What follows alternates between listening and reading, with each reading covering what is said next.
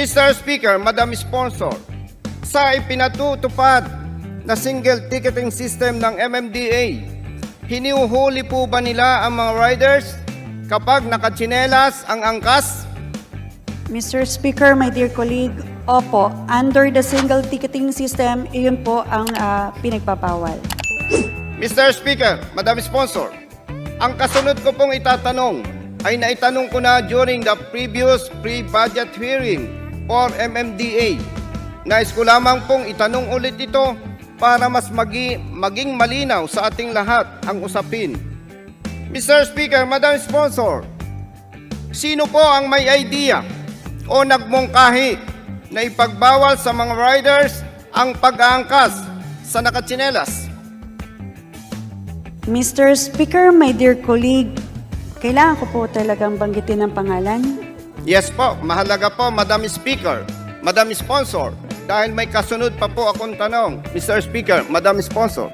Mr. Speaker, my dear colleague, bahagi po siya ng technical working group at nirekomenda po ito nang itatago na lang po natin sa pangalang Colonel Nebrija. Thank you, Madam Sponsor. Thank you, Mr. Speaker.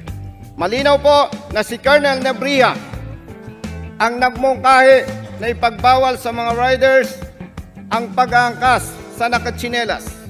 Mr. Speaker, Madam Sponsor, si Colonel Nebrija po ba ay member ng Metro Manila Council? Mr. Speaker, my dear colleague, hindi po siya miyembro, bagamat gaya po ng aking inaturan, siya po ay bahagi ng technical working group. Madam Sponsor, with all due respect, iba po ang technical working group. Iba rin po ang Metro Manila Council. Ang Metro Manila Council po ay binubuo ng mga mayors. Kabilang din po dyan sa Metro Manila Council ang chairman ng MMDA. Mr. Speaker, my dear colleague, bagamat hindi po siya bahagi ng Metro Manila Council, sa tuwing nagkakaroon po, nagka-come up ang Metro Manila Council ng isang polisiya, ang technical working group po ang siyang namamahala para mag-craft ng policy po. Mr. Speaker, my dear colleague. Madam Sponsor, Mr. Speaker, hindi po tayo sumasang-ayon sa nabanggit ng Honorable Distinguished Colleague na ang TWG ang nagka-craft. Hindi rin po basihan na nagmungkahi ang member ng TWG sa Metro Manila Council para dito sa sinasabing pagbabawal sa mga riders kung nakatsinelas ang kanilang angkas. Mr. Speaker, Madam Sponsor, illegal, questionable, at may tuturing na pang-abuso sa kapangyarihan at pandaraya sa mga riders at sa kanilang pamilya ang ipinatutupad ng MMDA. Honorable Bonifacio Busita is recognized for his interpellation. Thank you, Mr. Speaker. Thank you, distinguished sponsor. Sa ipinatutupad po ng MMDA na exclusive lane para sa mga bus na dumadaan sa kahabaan ng EDSA, may motorcycle lane din ba sa EDSA pero hindi exclusive? At hindi rin ito na ipapatupad dahil alam ng MMDA na hindi dapat hulihin ang mga riders na lalabas sa motorcycle lane habang labas-pasok naman ang ibang mga sasakyan. Tama po ba, Madam Sponsor? Mr. Speaker, my dear colleague, wala pong motorcycle lane sa EDSA. Mr. Speaker, Madam Sponsor, mayroon pong motorcycle lane along EDSA. Mr. Speaker, my dear colleague, nung araw po yon, pero hindi po siya exclusive. Yes, yun po ang tinatanong natin. Mayroon doong motorcycle lane pero hindi pinapatupad ng MMDA dahil alam po nila na hindi tama na hinuhuli ang mga riders na lumalabag habang labas-pasok ang ibang mga sasakyan. Tama po ba? Mr. Speaker, my dear colleague, hindi po siya necessary na hindi pinapatupad. Sinuspend lang po dahil po may mga kinoconsider po of its efficiency, Mr. Speaker, my dear colleague. Thank you, Madam Sponsor. Mr. Speaker, Madam Sponsor, base sa nabanggit na datos ng MMDA na tinatayang 40% ang bilang ng mga motorcycles at 60% naman ang bilang ng ibang mga sasakyan na dumadaan sa kahabaan ng EDSA araw-araw. Sang-ayon po ba ang MMDA na mas mabuti para sa lahat ng mga motorista na dumadaan sa kahabaan ng EDSA kung ang existing motorcycle lane dito ay ipatutupad bilang exclusive lane para sa mga motorsiklo at ilalaan naman po ang 2 o higit pang lanes para sa ibang mga sasakyan? Mr. Speaker, my dear colleague, palagay ko po kinakailangan parang pag-aralang mabuti, katuwang ang DOTR para po dito. Dahil po ang polisiya po ay magmumula sa DOTR, implementor lamang po ang MMDA. Mr. Speaker, Madam Sponsor, ang itinatanong ko lamang po ay sumasang-ayon ba o hindi? Mr. Speaker, my dear colleague, kinakailangan muna po sigurong araling mabuti ng MMDA bago po makapagsabi ng sumasang-ayon po. Mr. Thank you, Madam Sponsor. Thank you, Mr. Speaker. Sa ginawa ng Metro Manila Council na single ticketing system, naripaso po ba ng maayos ang bawat multa na dating ipinatutupad ng MMDA at ng mga lokal na pamahalaan sa Metro Manila? Mr. Speaker, my dear colleague, opo, narepaso po itong mabuti. In fact, 6 na meetings po ang pinagdaanan po nito bago po ito sa mga stakeholders po, bago po ito maisa katuparan. Thank you, Madam Sponsor. Mr. Speaker, Madam Sponsor, sa lumabas na single ticketing system na ipinatutupad ng MMDA, kasama po ba sa mga ipinagbabawal ang pagmamaneho na nakatsinelas ang driver ng pampublikong sasakyan katulad ng taxi, passenger jeepney at iba pa? Mr. Speaker, my dear colleague, opo, kasama po ang pagbabawal ng nakatsinelas. Thank you, Madam Sponsor.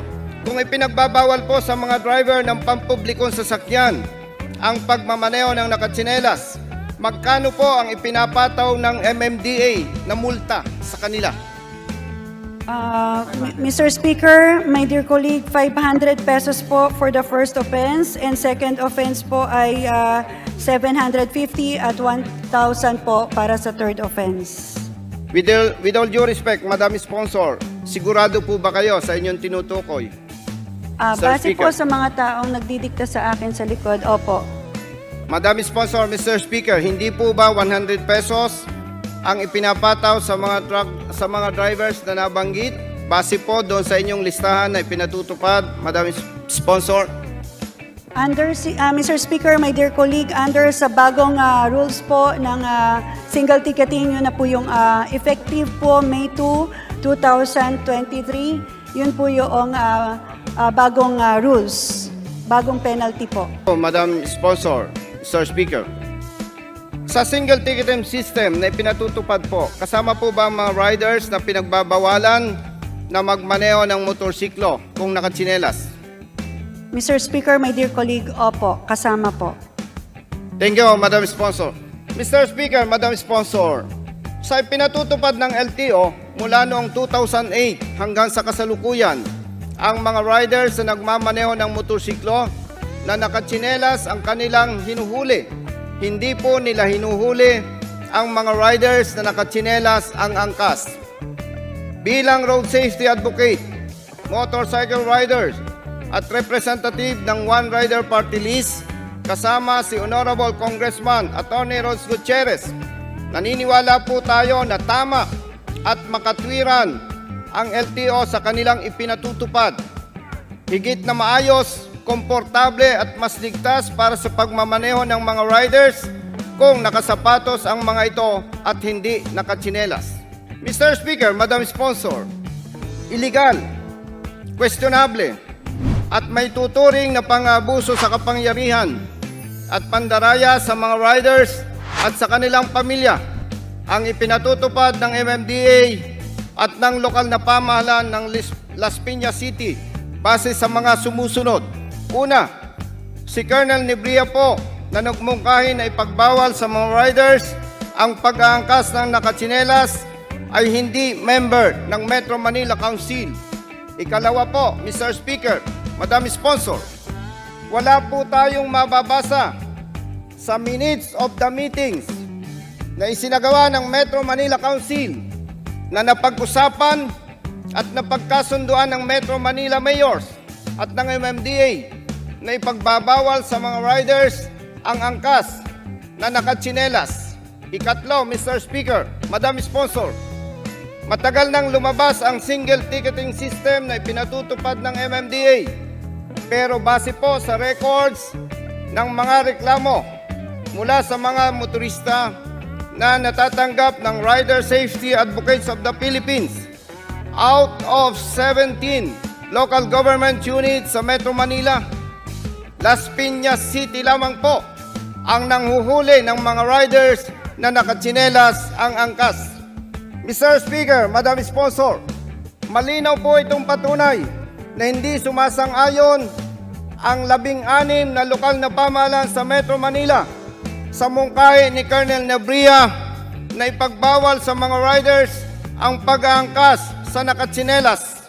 At ang ikaapat po, Mr. Speaker, Madam Sponsor, sa 19 na kopya po ng tickets na inisyo ng MMDA enforcers na kanilang hinuli at sinasabing nakatsinelas ang angkas, makikita rin po dito ang pandaraya sapagkat hindi nakasulat sa ticket ng mga ito ang backrider wearing slippers.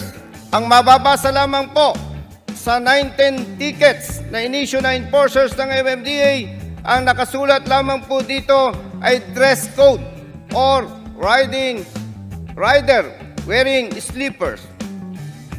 Mr. Speaker, Madam Sponsor, ang MMDA po ay may budget na mahigit 4 billion pesos every year. Ito po ay pera ng taong bayan. Nararapat lamang po na tugunan ng MMDA ang kanilang mandato ng tama, maayos, patas at hindi karagdagang pahirap sa mga motorista at sa kanilang pamilya. Mr. Speaker, Madam Sponsor, bilang halal ng taong bayan, responsibilidad po nating lahat na proteksyonan sila alinsunod sa batas na walang pinipili at walang kinikilingan.